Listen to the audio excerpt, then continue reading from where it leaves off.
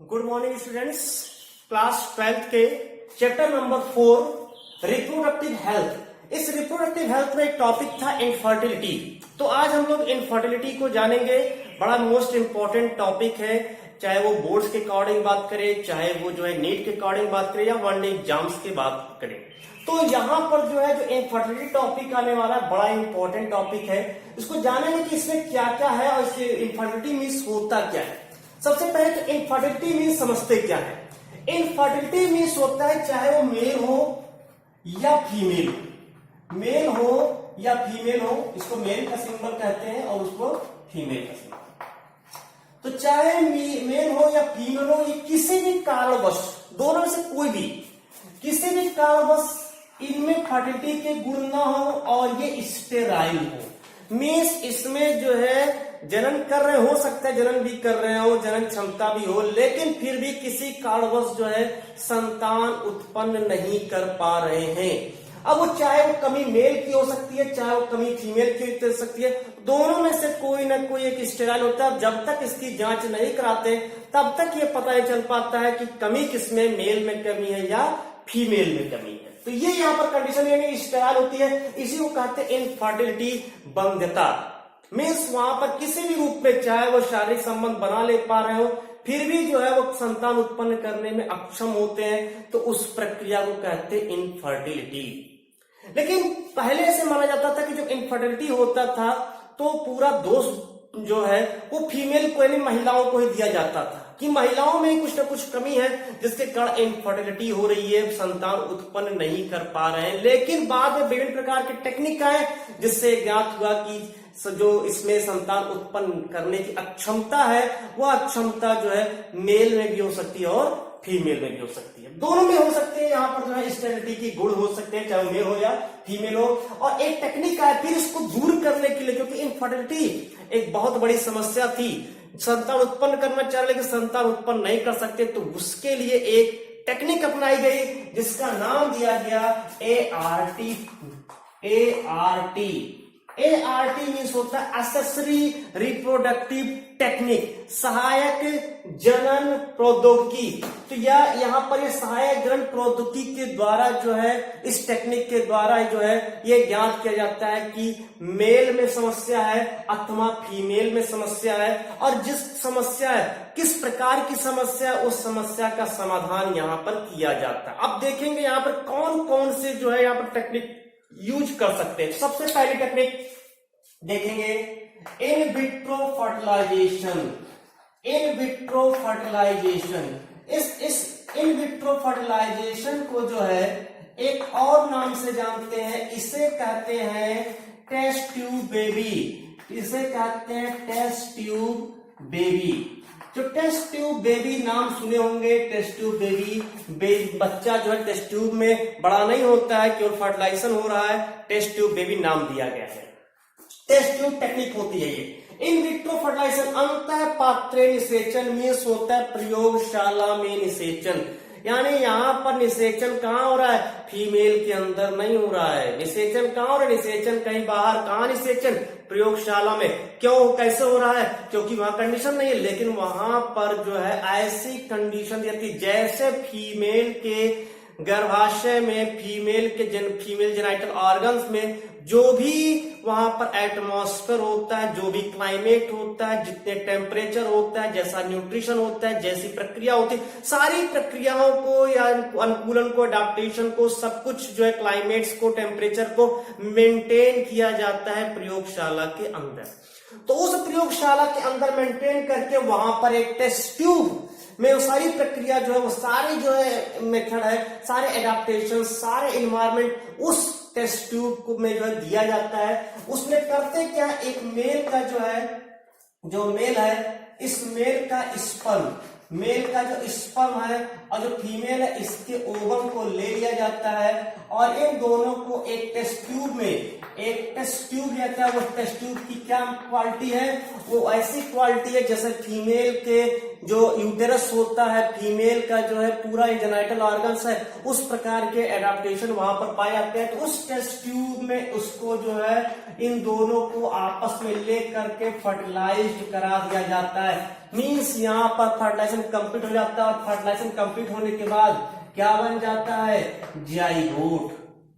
लेकिन अब उसके बाद ये नहीं कि टेस्ट ट्यूब में ही बड़े होंगे बच्चे, ऐसा नहीं है, वो टेस्ट ट्यूब से निकल जाएगा, वो टेस्ट ट्यूब से हटाएंगे, जाइगोट है, अब उस जाइगोट को इंक्यूबेटर में रखेंगे। तो इस तरह से वहां पर भी अलग अलग कंडीशन दी जाती है। यहाँ पर हम केवल उसकी टेक्निक के बारे में बात कर रहे हैं कि कैसे कैसे प्रक्रिया है, क्या है। अब उस जाइगोट जो बन गया, अब उस जाइगोट को फीमेल में फिर ट्रांसफर करना है।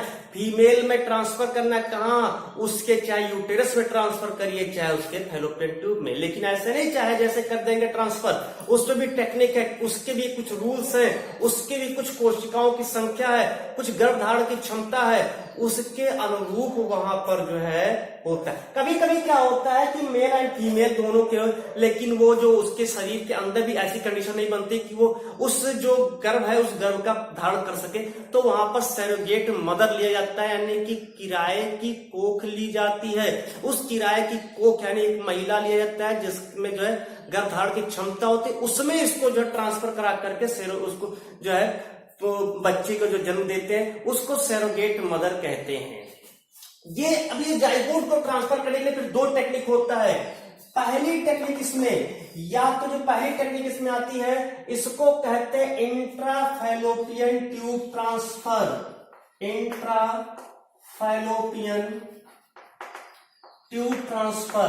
देखिए जो इंट्राफैलोपियन ट्यूब ट्रांसफर है इसको एक और नाम से जानते हैं, ध्यान रखिएगा, इंट्राफैलोपियन ट्यूब ट्रांसफर को एक और नाम से जानते हैं, बड़ा इंपॉर्टेंट है, जाइगोटिक इंट्राफैलोपियन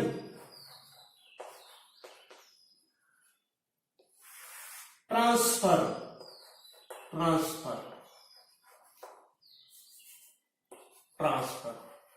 ये ध्यान रखिए, इसका शॉर्टकट है ZIFT। बहुत ध्यान सुनेंगे, ये जिफ्ट है, अभी आगे हम लोग GIFT भी पढ़ेंगे। ये जाइगोटिक इंट्रागेट पहली टेक्निक, इस टेस्ट ट्यूब बेबी की इन विट्रो फर्टिलाइजेशन की पहली टेक्निक क्या है, इंट्राफैलोपियन ट्यूब ट्रांसफर। कब ट्रांसफर कहता है, जब वो जाइगोट कंडीशन में हो, जब वहां जाइगोट बनो, अथवा जब वो अधिकतम 8 ब्लास्टोमियर तक की संरचना बनी हो, मतलब ब्लास्टोमियर केवल 8 कोशिकीय तक ही हो, उस समय की ये बात है जिफ्ट। मतलब कि जो है या तो जाइगोट को या ब्लास्टोमियर अधिकतम 8 कोशिकीय हो, अधिकतम की मैं बात कर रहा हूं, न्यूनतम की नहीं, अधिकतम 8 कोशिकीय संरचना में होती है, उस समय इस ब्लास्टोमियर को फीमेल के फैलोपियन ट्यूब में ट्रांसफर कराया जाता है। इसीलिए इसका नाम रखा गया इंट्राफैलोपियन ट्यूब ट्रांसफर। कहां पर क्या है, फैलोपियन ट्यूब में, फिर वो ऑटोमेटिक वहां से नेचुरली रूप में वो जाकर के यूटेरस में वहां पर यूटेराइन वाल्व से चिपकेगा, वो प्रक्रिया अपना कर लेगा। दूसरी एक प्रक्रिया होती है intra uterine transfer. Intra uterine transfer, इसको कहते IUT, इंट्रा यूटेराइन ट्रांसफर। ये कब प्रारंभ होता है, जब ब्लास्टोमियर जो होता है 8 कोशिकीय से अधिक हो जाता है, मोर देन 8 ब्लास्टोमियर। जब 8 ब्लास्टोमियर से अधिक जाइगोट जो होता है वो 8 ब्लास्टोमियर से अधिक संरचना बन जाती है, तब उसको डायरेक्ट जो है यूटेरस में ही ट्रांसफर करा दिया जाता है। तब उसको डायरेक्ट यूटेरस में ट्रांसफर करते हैं, उसको कहते हैं इंट्रा यूटेराइन ट्रांसफर। तो ये दोनों प्रक्रिया इन विट्रो फर्टिलाइजेशन में आती है। ठीक, दूसरी प्रक्रिया in vivo fertilization. In vivo fertilization, ये प्रक्रिया उन महिलाओं के लिए सबसे इंपॉर्टेंट है जो कॉपुलेशन संभोग नहीं कर सकती हैं, किसी कारणवश वो कॉपुलेशन नहीं कर पाती हैं, तो उनके लिए सबसे अच्छी टेक्निक होती है। इसमें नेचुरली रूप में सब कुछ होता है, स्पर्म को जो है अंदर की ओर पहुंचा दिया जाता है और वो वहां पर पहुंच करके फैलोपियन ट्यूब में नेचुरली रूप में जो है फर्टिलाइजेशन कर लेते हैं। तो इस तरह से यहां पर कर सकते हैं। तीसरी एक मेथड होती है गैमेटिक इंट्रा फैलोपियन ट्रांसफर, इसका शॉर्टकट है GIFT, जिफ्ट।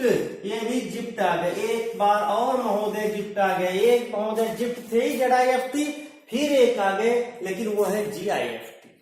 अब ये जिफ्ट क्या है और इस जिफ्ट से अंतर क्या है, इसमें भी समझ लेंगे कि यहां पर भी जो है मान लेते फीमेल जो है किसी भी कारणवश जो है वो संभोग नहीं कर पा रही, तो वहां पर भी स्पर्म को कर देगी। ऐसा इसमें एक और बहुत ही होता है यूनिक चीज है, मान ले यहाँ पर जो फीमेल ओव्यूलेशन की प्रक्रिया नहीं होती है, मान ले फीमेल गर्भधारण करना चाह रही है लेकिन वो ओव्यूलेशन उसमें नहीं हो पा रहा है, किसी कारण उस ओव्यूलेशन नहीं हो रहा है, लेकिन गर्भधारण करने की क्षमता है उसके पास, उस कंडीशन में जिफ्ट का यूज करते। क्या करते हैं, किसी एक डोनर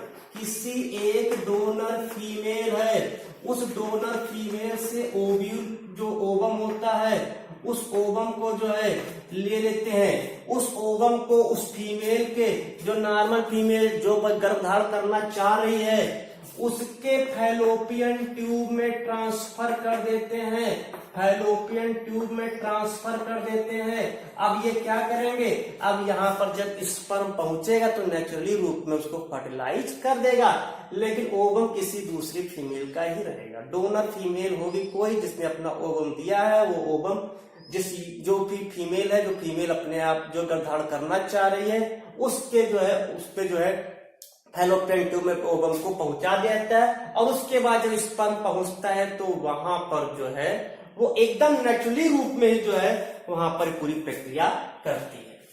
चौथा प्रक्रिया इंट्रा साइटोप्लाज्मिक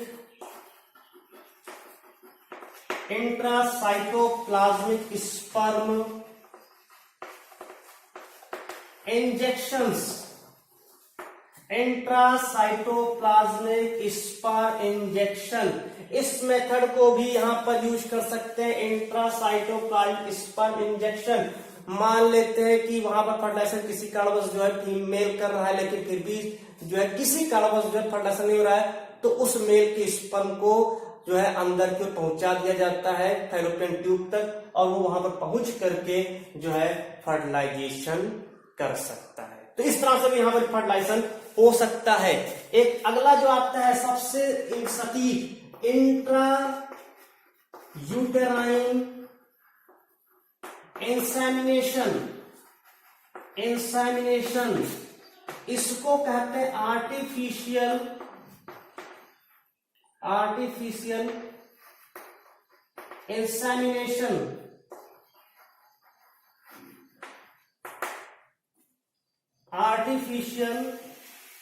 इंसेमिनेशन। देखिए ये प्रक्रिया कब होती है कि जब मान लेते जो कोई पुरुष है, उस पुरुष में जो उसके स्पर्म है, चाहे नंबर ऑफ वो जो उसके काउंट है, स्पर्म काउंट है, number of count of sperm वो बहुत ही कम है, स्पर्म की संख्या कम है, तभी फर्टिलाइजेशन नहीं होगा। स्पर्म मान लेते हैं गतिशील अधिक नहीं है, तो भी कम से कम 40% गतिशील होने चाहिए, वो भी वहां पर नहीं है। मैच्योर नहीं है, स्वस्थ नहीं है, तो उस कंडीशन में क्या करते हैं, उसका जो सबसे मैच्योर होगा जो स्पर्म होगा, उस स्पर्म को लेकर के पुरुष का स्त्री के उसकी जो फीमेल है उस स्त्री के जो फैलोपियन ट्यूब है वहां पर इंसेमिनेट कर दिया जाता है, और वहां पर जो है फर्टिलाइजेशन हो जाता है।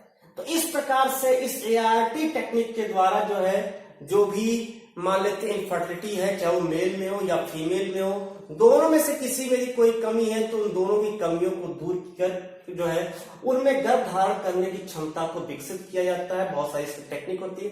हाँ, ये अलग बात है कि ये जो टेक्निक है इतने सारे ये काफी खर्चीली और महंगी है, जो जैसे हमारे विकासशील देश भारत है उसकी थोड़ी सी जो है ये कॉस्टली हो जाती है, सब जो है महंगी पड़ जाती है। तो सभी के जो है बस का ये नहीं होता है कि सभी इसको जो अपना सके, जिनके पास पैसे अधिक है वही इस चीज को कर सकते हैं। तो थोड़ा सा ये जो है ठीक है, लेकिन यहाँ पर खर्चीली मेथड होती है। तो ये था इस रिप्रोडक्टिव हेल्थ का एक इन्फॉर्मेटिव टॉपिक। आई होप समझ में आया होगा। धन्यवाद।